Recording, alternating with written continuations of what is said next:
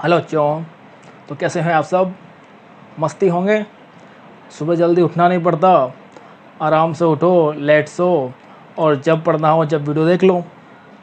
चलो इसी में अपन आज आगे बढ़ते हैं और अपन देखते हैं work and rotation of electric dipole in electric field.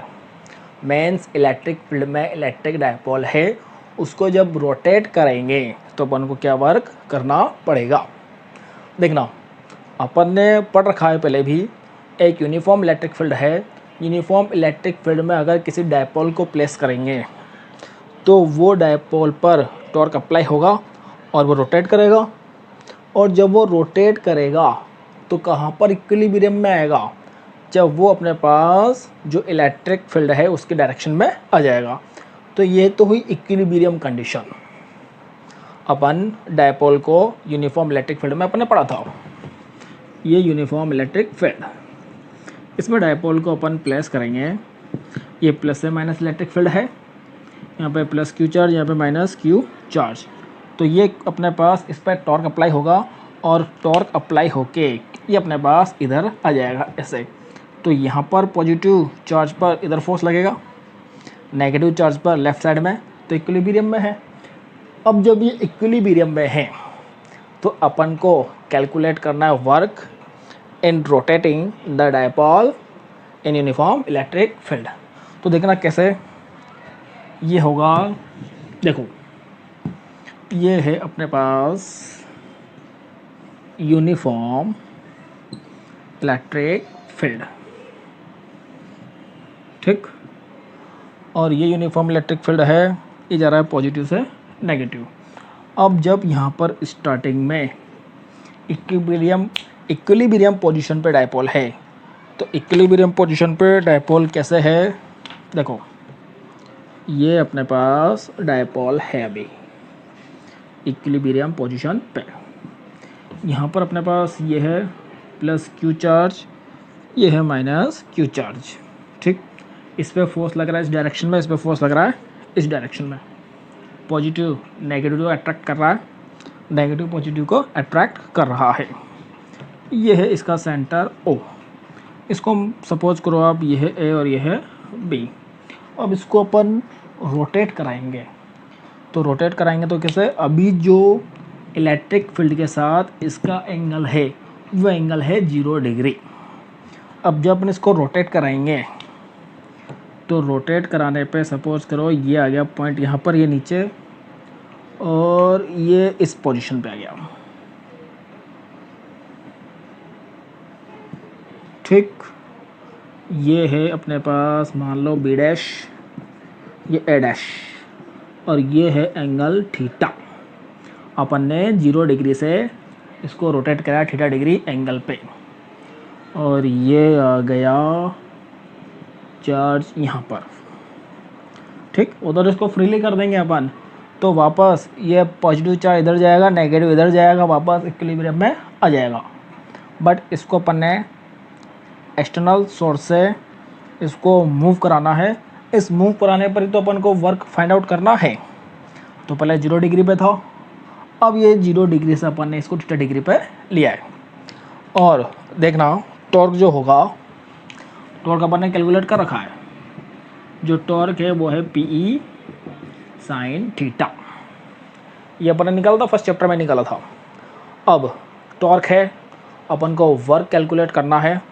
Generally अपन जानते हैं लीनियर मोशन में जो वर्क है डी डब्ल्यू वो होता है अपने पास एफ डी आर, यह है लीनियर के लिए। बट अगर रोटेशन की बात करें तो 11th क्लास में अपन ने पढ़ा था रोटेशन के लिए वर्क टो डी थीटा।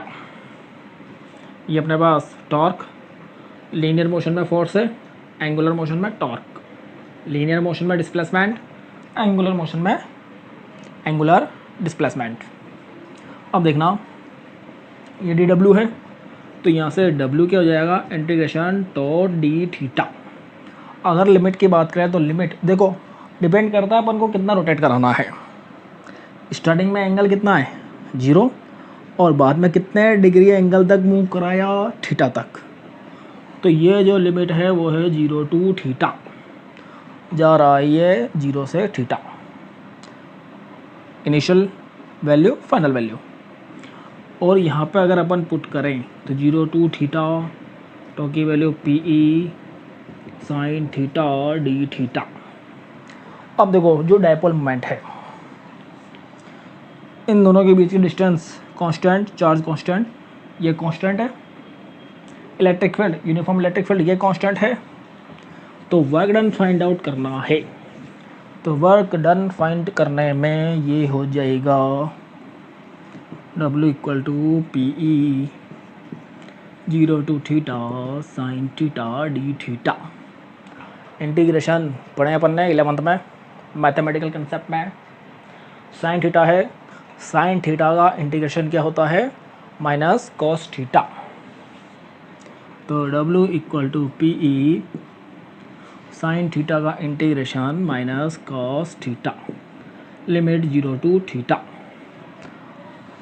और यहाँ पर आगे अगर लिमिट पुट करें, देखना नेगेटिव है, ये आउटसाइड आ जाएगा, तो वर्क होगा minus P E cos theta 0 to theta. अब लिमिट अप्लाई करेंगे, तो लिमिट कैसे, upper limit minus lower limit. W equal to minus P E cos theta minus cos 0। और अपन जानते हैं ना, क्या जानते हैं, cos theta minus cos 0। Cos 0 की वैल्यू क्या होती है, क्या 1। हाँ, कॉस 0 की वैल्यू होती है 1। 0 किसने बोला था, 0 नहीं है, 1 है। साइन 0 होता है 0, कॉस 0 होता है 1। तो कॉस 0 की वैल्यू 1, तो यहाँ पे आ गया 1। अब यहाँ पर 1 आ गया, तो देखना ये नेगेटिव है, ये अंदर जाएगा, तो W इक्वल टू हो गया P E 1 minus cos theta. तो यहाँ पर जो नेगेटिव के अंदर मल्टीप्लाई करेंगे, तो ये तो हो गया माइनस, और minus minus plus 1 minus cos theta. अब अपन यहाँ पर, ये तो अपने पास वर्क आ गया।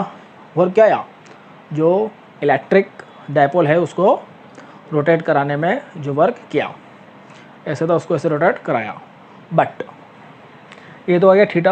अपन यहाँ पे डिफरेंट केस कंसिडर कर लेते हैं। डिफरेंट केस कैसे, देखो थीटा 0 लेने का तो कोई मतलब नहीं है।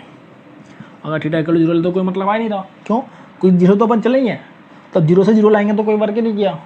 ठीक, वैसे भी अगर आप देखो यहाँ पे, तो थीटा अगर 0 रखोगे तो cos 0 की वैल्यू 1, 1 माइनस 1 0, कोई वर्क नहीं किया। अब यहाँ पर अगर अपन बात करें first case, theta equal to 90 degree. Theta equal to 90 degree मतलब ये यहाँ पर था, इसको बन लिया ऐसे, तो ये 90 डिग्री, थीटा 90 रखने पर क्या होगा, cos theta equal to cos 90 की वैल्यू क्या, 0। वेरी गुड, cos 90 की वैल्यू 0। ये 0 यहाँ पुट करेंगे, W क्या हो जाएगा, P E 1 minus 0, W equal to P E. तो इसको इक्विलिब्रियम से 90 डिग्री लाने पे वर्क किया, कितना किया, पी ई। और ऐसे ही अगर अपन सेकंड केस देखें, cos 180 means theta equal to 180 पे, तो cos 180 ये क्या होता है, cos 180 की वैल्यू -1। ठीक, ये पहले पता रखा है मैंने, ये होता है अपने पास 0 डिग्री, 90, 180, 270, 360 हॉरिजॉन्टल लाइन, और ये वर्टिकल लाइन। इस लाइन पर देखो ऊपर जाएंगे तो साइन की वैल्यू 1, नीचे आएंगे साइन की वैल्यू -1। एंड ये जो हॉरिजॉन्टल लाइन है, इस पर साइन की वैल्यू होती है 0, और वर्टिकल लाइन पे साइन की वैल्यू ऊपर जाएंगे तो साइन 91, साइन 270 -1। ऐसे कोस की बात करें तो कोस पे जो ये वर्टिकल लाइन है, वर्टिकल लाइन पे कोस की वैल्यू होती है 0, हॉरिजॉन्टल लाइन पे अगर राइट साइड है तब तो वैल्यू 1, cos 0 और cos 360, और लेफ्ट साइड पे cos 180 की वैल्यू -1। तो यह हो गया यहाँ पे, देखो यहाँ पे पुट करेंगे पी ई 1 माइनस cos 180 की value -1, W equal to P E minus minus plus 1 + 1, तो ये हो गया 1 + 1 2 पी ई। इट मीन्स जो इलेक्ट्रिक डाइपोल है वो 0 पे है। इसको 180 पर लाएंगे पूरा करके ऐसे, तो ये पूरा 180 पे आया तो कितना वर्क किया 2P। देखो 90 पे आए ना, 90 पे थे जब तो PE, और 180 पे आने पे 2PE, मतलब जस्ट डबल हो गया, बहुत ज़्यादा वर्क हो गया। अब ये तो अपन ने बात करी इक्विलिब्रियम पोजीशन से, बट डायपोल नहीं है इक्विलिब्रियम में। सपोज करो डायपोल अपने पास किसी एंगल पे स्टार्टिंग में, ठीक, सपोज करो अपने पास ये ऐसे नहीं है, डायपोल अपने पास किसी एंगल पर है, ये मान लेते हैं अपन। देखो ये है, पहले ऐसे था कोई एंगल θ1, बाद में रोटेट कराया कोई एंगल θ2, तो अपन ने माना स्टार्टिंग में कोई एंगल θ1 पे था, बाद में कहाँ पर आ गया θ2 पे। तो अगर अपन वर्क कैलकुलेट करें, जो डायपोल है उसको रोटेट कराया कितने से कितने एंगल पे, θ1 टू θ2, तो θ1 से θ2 एंगल पे मूव कराने पर वर्क क्या आएगा, तो यहीं से निकाल लेते हैं। ये आ गया ना यहाँ पे, लिमिट 0 से θ थी, इसको अपन निकाल लेते हैं θ1 से θ2, तो यहाँ पर W क्या हो गया माइनस PE, ये cos θ2 माइनस cos θ1, ऊपर limit minus lower limit, minus अंदर ले जाएंगे तो W हो गया PE cos θ1 माइनस cos θ2, ये आ गया वर्क। तो इस तरह से अपन कैलकुलेट कर सकते हैं work in rotation of electric dipole. Next topic अपन यहाँ पे देखेंगे potential energy of an electric dipole in external electric field. What is potential energy? कोई भी चार्ज है उसको इनफाइनाइट से इलेक्ट्रिक फील्ड में ला रहे हैं, जो लाने में जो वर्क करना पड़ रहा है वही किसकी फॉर्म में होता है, पोटेंशियल एनर्जी की फॉर्म में। यहाँ पर अपन बात कर रहे हैं इलेक्ट्रिक डायपोल की, तो जो इलेक्ट्रिक डायपोल है उसको इनफाइनाइट से एक्सटर्नल इलेक्ट्रिक फील्ड में ला रहे हैं अपन, तो डायपोल को लाने में जो वर्क होगा वही क्या होगा, उसकी पोटेंशियल एनर्जी। एंड मैथमेटिकली कैसे देखेंगे, जो इलेक्ट्रिक डायपोल है वो किसी एक्सटर्नल इलेक्ट्रिक फील्ड में प्लेस है और उस इलेक्ट्रिक डायपोल को 90 डिग्री से किसी एंगल पर मूव कर रहे हैं, तो मूव करने पर जो वर्क होगा वही वर्क क्या होगा, पोटेंशियल एनर्जी। तो देखना यहाँ पे इसके पहले वाले टॉपिक में अपन ने देख ही लिया था डायग्राम से कैसे, तो यहाँ पर जो वर्क है वो वर्क क्या हो जाएगा, dW equal to tau d theta and W equal to tau d theta, कहाँ से 90 डिग्री से किसी एंगल थीटा पे। टो की वैल्यू क्या, PE साइन थीटा, इस टो की वैल्यू को यहाँ पुट करेंगे तो W equal to 92 theta PE sine theta, same वही डायरेक्शन है जो पहले किया था, बस ओनली लिमिट चेंज है 92 थीटा। इन 92 थीटा मूव होने पे जो वर्क डन हो रहा है वही हो जाएगी उसकी पोटेंशियल एनर्जी। तो W equal to PE 92 theta sine theta D theta के रेस्पेक्ट में इंटीग्रेशन कर रहे हैं, वही सेम चीज़, साइन थीटा का integration minus cos theta 92 theta minus PE cos theta, ये हो गया 92 theta, upper limit minus lower limit, minus PE cos theta minus cos 90। Again what is cos 90 equal to 0, तो W इक्वल टू हो गया minus PE cos theta.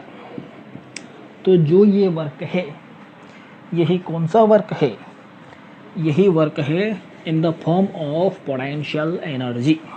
सो जो work हुआ किसकी form में हुआ, पोटेंशियल एनर्जी की फॉर्म में, U W इक्वल टू, तो U equal to minus PE cos theta and again we know that the scalar product A dot B equal to AB cos theta. So P cos क्या हो जाएगा, equal to minus P dot E, ये potential energy of electric dipole. And अब यहाँ पर भी different conditions कैसे discuss करेंगे। तो ये फॉर्मूला है, तो first case if theta equal to 0 degree, cos 0 equal to 1, तो u equal to minus P E. Theta equal to 0 degree, cos 0 की वैल्यू 1, तो u equal to minus P E. Second, theta equal to 90 degree. अब 90 degree से तो मुँह ही करवा रहे हैं, तो 90 डिग्री से 90 डिग्री पे मुँह कराने पे तो क्या वर्क होगा, 0 होगा। देख लेते हैं, equal to minus P E cos 90, cos 90 की value 0, u equal to minus P E into 0, तो यू हो गया 0। ठीक, और यहाँ पे एक और केस देख लेते हैं, 180, theta equal to 180 degree and cos 180 equal to minus 1, तो u equal to minus P E minus 1, u equal to P A. ठीक, ये यहाँ पर 0 डिग्री है, तो 0 डिग्री पे कंडीशन कौन सी होती है, stable equilibrium. And 180 degree, 180 degree पे क्या ये होती है कंडीशन अपने पास, अनस्टेबल इक्विलिब्रियम।